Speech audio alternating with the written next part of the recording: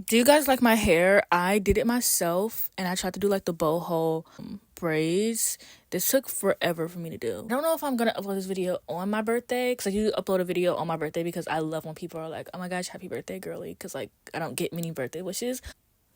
I guess we'll see. Today, I'm going to be talking about enemies to lovers tropes. I did a fake dating one if you want to check that out. It's time I continue the series, like duh. If you have any more tropes that you want me to like focus on and just go through, please feel free to recommend me. I'm going to be mostly looking at my notes for this one because usually when I do them, I film them like right after I finish writing my script, but I've been working on the script for a while and I don't remember what I put on here. So yeah, let's get into the video. So what is enemies to lovers? Enemies to lovers is when two characters hate each other a lot, but then eventually they end up falling in love. Very simple. To me, true enemies to lovers is when they attempt to kill each other or one tries to kill the other. If they don't have that, then it's not true enemies. Like I reference enemies to lovers as like, oh, this is enemies to lovers, or like true enemies to lovers. And like people who read a lot of enemies to lovers, they know what you mean when you're like, oh, true, is it enemies to lovers or true enemies to lovers? Like, they'll know what you mean, right? There are multiple types of like enemies to lovers tropes. Like, definitely umbrella terms or terms that you can use interchangeably. I don't think they should be used interchangeably, but a lot of people do. So like I said earlier, enemies to lovers is when they hate each other and they want to kill each other, but a lot of the times it's not that. Like, usually in books like nowadays, it's just like one character is secretly fascinated with the other because a lot of authors want to have that, oh, he's been in love with you this whole time, or like you can do boy falls first, boy fell harder trope while also making it enemies to lovers. Like, they don't have to fall in love with her immediately, but a lot of romance books, they want to have that, like, oh, he's been in love with her this whole time, and it's like it just doesn't work like it's not enemies to lovers if that's the case. Like, just don't write enemies to lovers if you want him to be in love with her the whole time, like, you know. So then you have hate to love, which is similar to enemies to lovers, but the difference is it can only be contemporary books, and this is how I view it. I'm not saying that this is a rule, but this is how me and most enemies to lovers fans view it. But they hate each other, but the difference is that that is contemporary. I personally just don't think it's attractive when it's a contemporary book and like he's like attempting to kill her. Like, that's what me honestly, that's to me what makes it the biggest difference between enemies to lovers and hate to love, is that one is fantasy and one is contemporary. Like, it just doesn't make sense for like it to be enemies to, and then it's like, you don't like enemies in real life. Like, okay, girly, I just don't think it's cute to like want each other dead in real life. And then rivals to lovers is when they are in competition with each other, sometimes pitted against each other. Example would be Powerless, and I'm only bringing up Powerless because I just did videos on them. But in Powerless, they are supposed to be enemies to lovers. They aren't. Like, he's been secretly fascinated with her the whole time, and they're both put in this competition with each other, so they're only really enemies because of the competition, which to me just reads as rivals to lovers. And then there are different types of rivals to lovers. Like, there's academic rivals to lovers, where they're in school together and they're either pitted against each other or they're just rival, like they're just like they have to like work against each other. And that's also my favorite. Me, and mostly academic rivals to lovers mostly works in YA books rather than college or like new adult or anything, just because it just, I don't know, I feel like a lot of tropes only really fit in YA, and then you're really pushing it, trying to like the bad boy trope in college. What do you mean you're in college and you're a bad boy? Grow up and get a job, you know? So that's kind of how I feel about most tropes. Like, what do you mean you're fake dating in college? Get a fucking life. Like, what? So now let's talk about what I love about enemies to lovers. Okay, so I think the perfect piece of enemies to lovers media would be The Acolyte, which it's been canceled on Star Wars, and honestly, my Star Wars era has been short-lived. Like, I became a fan last year, and I had to time my life watching and reading Star Wars media, and then this for them to basically say that there is no place in Star Wars for women, for Black women, for people of color in general. They always cancel these shows, and they listen to their incel fans who don't want to watch this stuff. They already don't like Star Wars, to be honest. Like, they complain about every single piece of media since Disney took over, and now they're letting these guys who are unsatisfied run their fandom. And I think I'm gonna only be reading like the High Republic books, and that's coming to an end next year. So after that, I don't really see myself really being in the Star Wars fandom anymore. But I felt like at the time of typing this, at the time of writing the script, The Acolyte was the perfect example of like what true enemies to lovers is. And if you don't know what it's about, it's a Star Wars show, but you don't need to know anything about Star Wars to watch it. And honestly, even though it's not gonna get a season 2, everything in season 1 wrapped up very perfectly, to be honest. So you don't need to know anything about Star Wars, and you don't need to be like, oh, I want to watch it, but it doesn't end on a cliffhanger or anything. It's a show where both characters attempt to kill each other. Like at one point, even the guy, the love interest, he falls in love with her, but he attempts to kill her. And then like I don't want to spoil anything, but yeah, he attempts to kill her, and then there's like this big fight scene with a bunch of there's like a bunch of people, and he sees that she's injured, and he takes her back to his cave. That is the perfect enemies to lovers, man with cave attempting to kill each other. Knife to throat. There's also a knife to throat. There was a lightsaber to throat moment. That is what consists of enemies to lovers to me. Cave, knife to throat, trying to kill each other. And it was the perfect piece of enemies to lovers media, like whatever. But personally, I like it because things are interesting. There's always angst, there's always banter, and if you add a little bit of jealousy, then you got me. I love jealousy in like all of my media. I don't know what's wrong with me, okay? But I'm not gonna sit here and pretend to be an adult and be like, oh my gosh, jealousy even in real life is bad. I don't hate it, and I'm not gonna pretend I do. Sorry. Those are my 3 musts for a good romance period: is angst, banter, jealousy scenes. Like if you got those, you got me. But and I think that makes like the best enemies to lovers. I just think it's interesting when they're both on like opposing sides, like when one is good and one is evil. And it's just like seeing, like, I also like when one person doesn't change the other. Like just because when usually the girl would be good, so just because the girl is good and she is with this guy who's evil, she's not trying to make him a good person or make him good. Like she understands him for what he is, and like even though he's evil, he's not trying to make her evil. Like he sees the light in her and he wants to keep that. That will be the perfect enemies to lovers book. Okay, but all in all, I just like enemies to lovers because it's fun. Like, it's fun seeing these two characters hate each other. It's fun seeing them fight and argue all the time. It's fun that they aren't immediately interested in each other, because I personally don't love the friends to lovers trope. I find it very boring. I do like childhood friends to lovers though. Like, I do like that yearning, but like, I feel like friends is too broad, because it could be somebody that I met last Thursday that we're friends with and we've been hanging out, and you know, like, friends to lovers is too broad for me. But like childhood friends to lovers that like, oh, there was a big ass bee that just flew by my window. Wow. But like, you know, that whole like, oh, like we've been living in the same neighborhood all our lives and I've been interested. Like, that is good. But I don't know. Like, I just don't like fluff. I can't do fluff. I can't do it in fan fiction. I can't do it in published fiction. Like, I don't know what's wrong with me. I just can't do fluff. But let me know what are some reasons why you love enemies to lovers. Okay. And then now on to the part that I'm most excited for, which is why I hate enemies to lovers. I know some people don't like the trope because they just don't like seeing two people hate each other, and no shade, but I think that's kind of boring. Like, it's just like, I don't know, like, I think it's so boring when people are like, I mean, I'm sure people think I'm boring for not liking friends to lovers, like, you know. I actually don't hate the trope itself. I just hate how it's been written lately. Like, all these fantasy books are like, all these like romantasy books are watering down enemies to lovers. Like, I remember when I read Fourth Wing and it was like introduced as an enemies to lovers, and then I read the book, and yeah, they hated each other in the beginning, and he kept being like, every time she got into a fight or somebody attempted to kill her, he was like, don't kill her, she's mine, like, I'm gonna kill her, like, whatever. Came no point when he actually attempted to kill her. So I'm like, okay, this isn't, and it wasn't enemies to lovers anyways, because rather you take out like the whole like attempting to kill each other thing, like, it wasn't enemies to lovers anyways, because she didn't give a fuck about him. Like, I don't know, the book was kind of weird because like it tried to make it written as if she was scared of him, but at the same time he would call her like Violence because her name was Violet, even though she wasn't violent. Like, I don't know, it kind of reminds me of Powerless, where like in the book he kept being like, oh, she's so evil and so violent, but it's like every time you went to her POV, it was like she got scared every time she tried to kill someone. And it's like, are we getting the same person that you're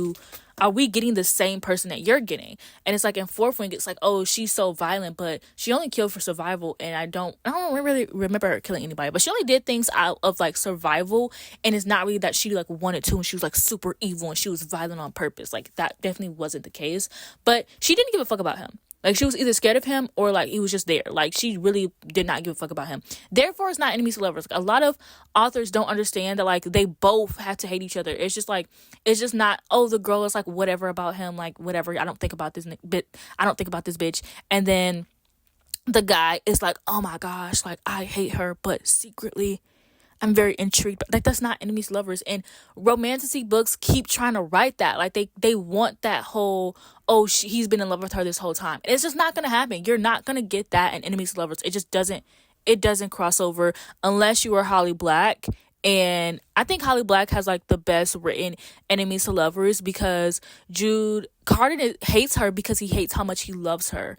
And I love that. Like, that's good enemies to lovers, but he's also been like, that's how you do like a enemies to lovers, but he's been in love with her the whole time, because he hates how much he loves her. He hates that she's human, and he hates himself, and he hates everything. He literally, what doesn't he hate, and it's just, that's what makes a perfect enemies to lovers to me. I just feel like recently enemies to lovers feel like they get over the enemies part like way too fast. Like, it'll be like 20% into the book and it's like, yeah, we were like enemies to lovers, but now we kind of don't care anymore. And it's just kind of like, okay, that's not like, this is boring then. Like, and this became more popular with BookTok, and it just feels like ever since then, like, authors are just trying to like hurry up and get to their point and not really put us in like this enemies to lovers and like really show us like why they hate each other. Because also, another thing is, I need them to like really have good reasons to hate each other. Like, if the reason is fucking stupid, I'm gonna be mad. So I feel like they need to have really good reasons to hate each other.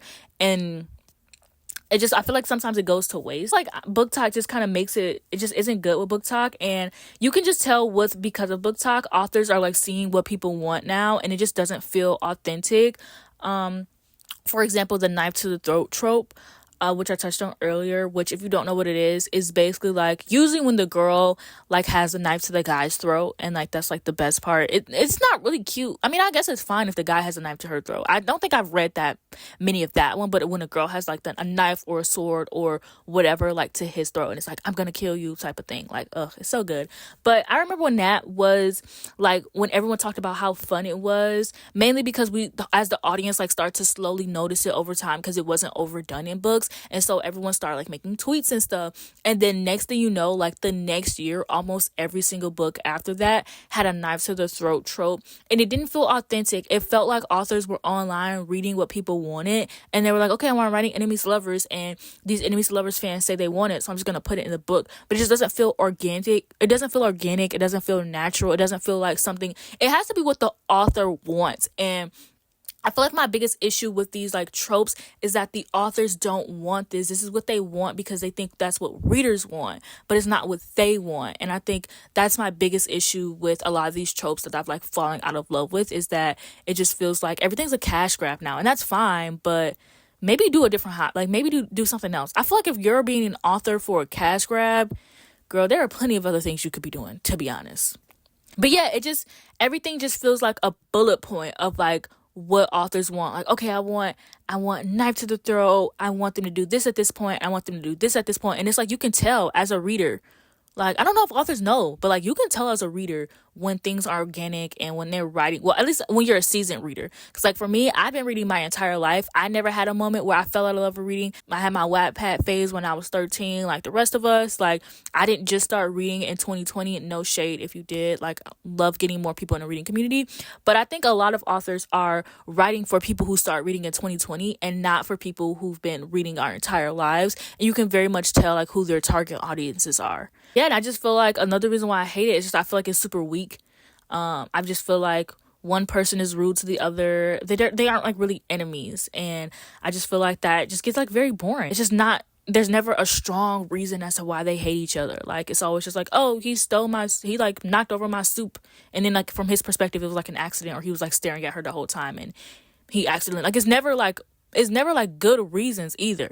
Or it's like I love like in fantasy books where it's like oh, like the king did something to my family, so now I have to kill someone important to him. Like, those type of books, like, those are good. Like, that's enemies to lovers. And I mean, I feel like I keep saying this, I feel like a broken record, but it's like authors can't have that I've always loved you like trope while also having enemies to lovers, unless it's like very well written, and it's not. But yeah, that's all I have. So now I'm gonna get into my recommendations portion. 4 different portions. I have enemies to lovers, true enemies to lovers, hate to love, and rivals to lovers, because I want to give y'all all like a little bit of everything. First book I want to recommend for enemies to lovers is in Enchantment of Ravens, and the reason why this isn't in True Enemies to Lovers is because it's very insta love. They fall in love like 10 pages in. But even though I hate insta love, I thought this story was like really cute and really fun. From Blood and Ash. Okay, I feel like y'all are probably like, Mariana, like, what do you mean you're recommending for Blood and Ash? Like, I thought you had like a super pretentious, gorgeous, like, taste in books. And yeah, don't get me wrong, I do. But I just like we're all allowed to like a shitty book every here and there. And From Blood and Ash is mine. Like, don't look at me. It's not even good enemies to lovers. I just think the book is fun. Shatter Me, I only put Shadow Me here because I didn't have anything else to recommend in this section. Okay, so True Enemies to Lovers. The Folk of the Air, I talked about it earlier and how I think this is True Enemies to Lovers because he even though he was in love with her the whole time, he hated her so much because of how much he loved her and how much he hated himself and everything that was going on in his life. And he just hated everything. And it was very real. A Curse So Dark and Lonely, although I don't know, like, it's fine. Like, it's a okay book. Like, it was good of its time. I just don't know if I would give a fuck about it now, if that makes sense. But if you're like new to fantasy, I would recommend it. The Bridge Kingdom, definitely True Enemies to Lover. They have to get like forced marriage type of trope. I don't remember what the plot was of this book. I'm sorry. Daughter of the Pirate King, this was super good. I end up unhauling it because I don't think I'm going to continue the rest of the series. I gave it 5 stars though. It was really fun and really good. But of course I want to recommend This Is How You Lose a Time War. It's Sapphic, y'all. Look, guess who has the hardcover? I'm sorry, but I have to brag. I can never think of the title. I always call it Red Bird, Bluebird. And absolutely love this book. It's very short. It's very quick. I do know that for some people it is kind of like harder to read. So I definitely recommend the audiobook because that's how I read it. And it's such a fun read. And it's sapphic. And it's enemies to lovers. Like, you're here for enemies to lovers. So read it. And then now for my hate to love, I recommend Thrice 6 Venom. This is a sapphic, like, dark romance type of book thing. So if you like dark romance, I definitely if you like dark romance and you haven't read Thrice 6 Venom, I'm side-eyeing you, okay? If you don't read dark romance, I would not recommend this book to you. Well Met. This was very fun. But it was also kind of like he was just really rude to her all the time. So I think that throws a lot of people off. But like I thought the book itself was really fun. I didn't care. I'm sorry. You Deserve Each Other, about 2 people who are about to get married and they kind of fell out of love, and this is like them falling back into love. But it's definitely hate to love because they like fucking hate each other. And it's like, ugh. I love a good like marriage and trouble trope. Get a Life, Chloe Brown, because where would I be if I couldn't find a way to recommend the Brown sisters in a book recommendations video? Like, come on now. Ornithologist Field Guide to Love. Y'all, look at this cover.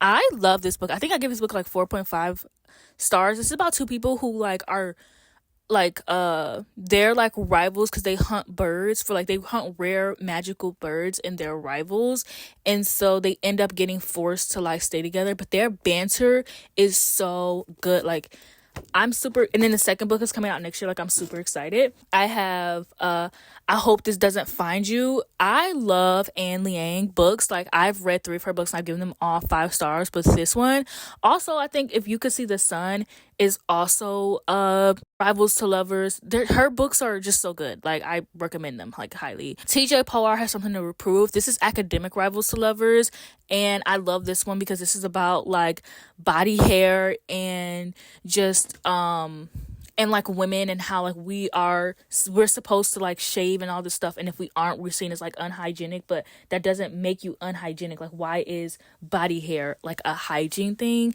And I loved it. Then I want to recommend Evocation, and this is like a throuple book, so if you aren't into those, then I wouldn't recommend this to you.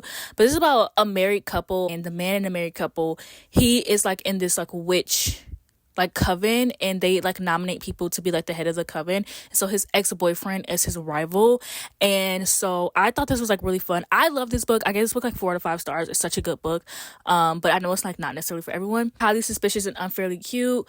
This is about 2 like childhood friends who are no longer friends anymore, and they end up like going on this trip in the woods together. Super cute. I love Talia Hibbert, and I love that this is YA. Like, she's never written a YA before, and I thought this was like super fun. And then I have this book called Not My Problem, and this is a sapphic book, and it's about a girl who like has a problem, and so she pushes another girl down the stairs like to fix her problem. And because the problem is that she doesn't want to like do something, and so she pushes another girl down the stairs, and so then she ends up like doing favors for other people. So it's kind of like the movie Easy A, but instead of like fake dating people, she's like doing things to help them fix their problems that they have.